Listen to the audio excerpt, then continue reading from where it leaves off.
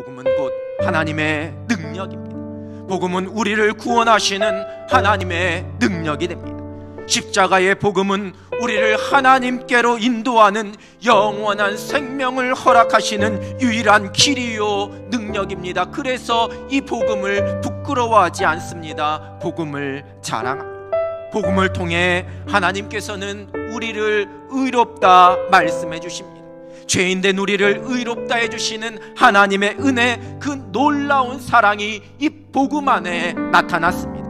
오직 믿는 자에게 허락하시는 의롭다 하심, 그것이 십자가 복음을 통해 허락하신 하나님의 사랑이요 하나님의 은혜입니다. 여러분에게 복음은 어떠한 의미를 가지시는지요?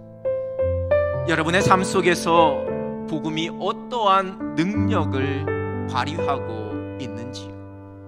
여러분의 심령 속에 있는 복음에 대한 감격이 여러분의 삶에 어떠한 모습과 어떠한 고백으로 나타나고 있으신지, 우리가 이 복음의 능력을 가볍게 여기지 않습니다.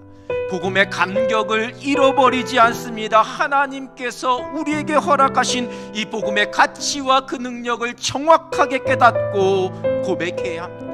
복음을 헬라어로 유앙겔리온 이렇게 표현합니다. 이는 원래 승리의 기쁨의 소식이라는 의미를 가지고 있습니다. 여러분, 복음은 곧 승리의 소식입니다. 죄와 사망의 어두움에서 생명을 주시는 승리의 소식입니다.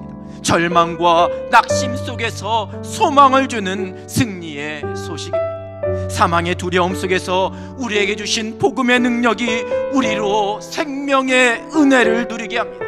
저 깊은 나락 속에서도 우리에게 허락하신 이 복음의 능력이 우리를 다시 한번 일으켜 줄 수 있습니다. 깊은 절망 속에서도 복음의 능력이 우리로 다시 한번 힘과 용기를 내게 해줄 수 있습니다. 깊은 두려움과 염려 속에서도 복음의 능력이 우리로 하늘의 평안을 누리게 해줍니다. 억울하고 속상한 상황 속에서도 이 복음의 능력이 우리에게 위로를 주십니다.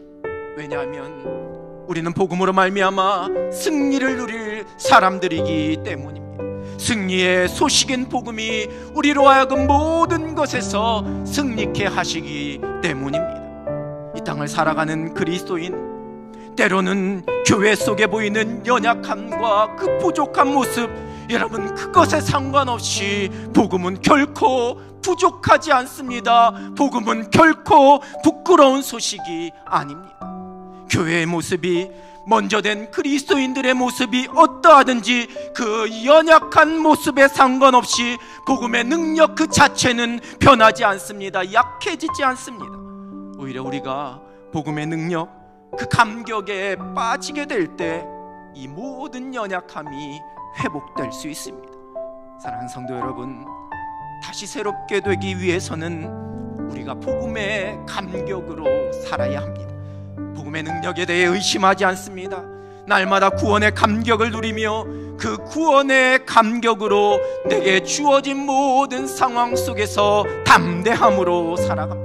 두려워하지 않습니다. 주눅들지 않습니다. 절망하지 않습니다. 우리를 구원하시는 하나님의 능력인 이 복음 붙잡고 살아가기에 결코 스스로 초라해지지 않습니다.